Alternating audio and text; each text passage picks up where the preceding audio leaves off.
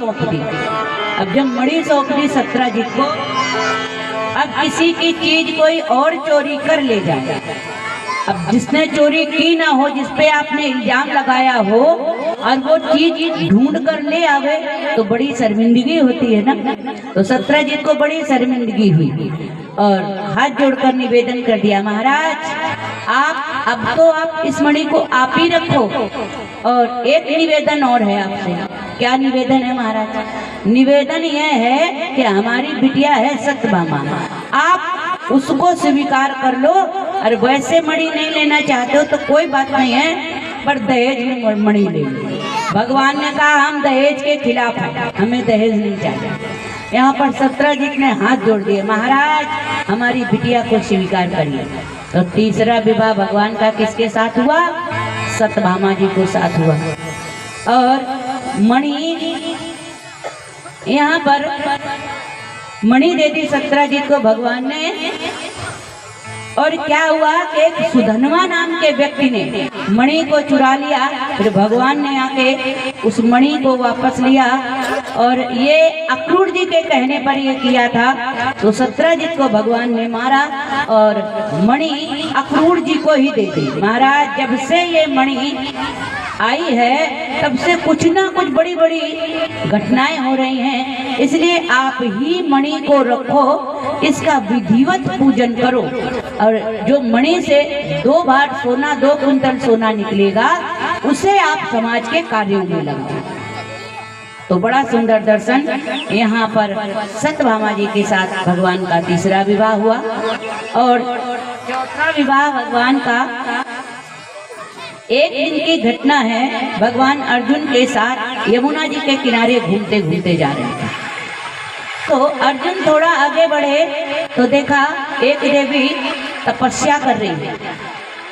अर्जुन ने सोचा ये कौन है, जरा देखकर आते हैं। तो अर्जुन आए और प्रश्न कर दिया, देवी आप कौन हो और किस बात के लिए आप इतना अखंड तप कर रही हो? ये सुंदर दिव्य दर्शन। यमुना मैया ने बोला, महाराज मैं सूर्यदेव की पुत्री कालिंद्री हूँ, और मैं भगवान नारायण को वर रूप में पाने के लिए तपस्या कर रही हूँ।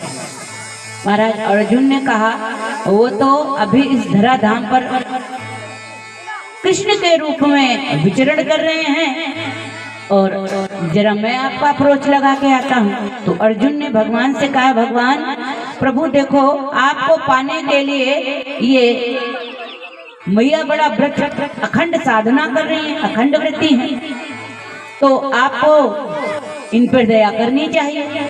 भगवान ने कहा चलो जैसे आपकी मर्जी। तो एक विवाह भगवान का कालिंद्री जी के साथ हुआ, और अगला विवाह भगवान का नग्नजिती के साथ हुआ। ये जो नग्नजिती है ना, इनके घर में 7 बैल थे, मरकट बैल थे बहुत। तो क्या था, इनके भाइयों ने एक प्रतिज्ञा की कि मैं अपनी बहन का विवाह उसी के साथ करूंगा जो 7 बैलों को एक ही रस्सी में नाथ दे। तो भगवान ने इन 7 बैलों को एक साथ ही नाथा, और भगवान का विवाह नग्नजिती के साथ हुआ। अगला विवाह भगवान का मित्रविंदा के साथ हुआ। एक विवाह भगवान का लक्ष्मणा नाम की राजकुमारी के साथ हुआ, और एक विवाह भगवान का भद्रा नाम की राजकुमारी के साथ हुआ। इस प्रकार से भगवान के 8 विवाह हुए। तो फिर अभी कितने बाकी है? 16,108 है ना। अब लोग कहते भगवान की इतनी पटरानियां थी। एक भौमासुर नाम का असुर था, इसने अपने मन में, हमने बताया था ना कि कुछ लोग ऐसे होते हैं कि क्या क्या विचार करने लग जाए, महाराज कुछ मत पूछो। और यहाँ कोई अगर हो किसी के मन में कभी निगेटिविटी आ भी जाए तो बिल्कुल आराम से चकाचक नींद लेनी चाहिए। सो ये बेड पे जाकर लेट गया।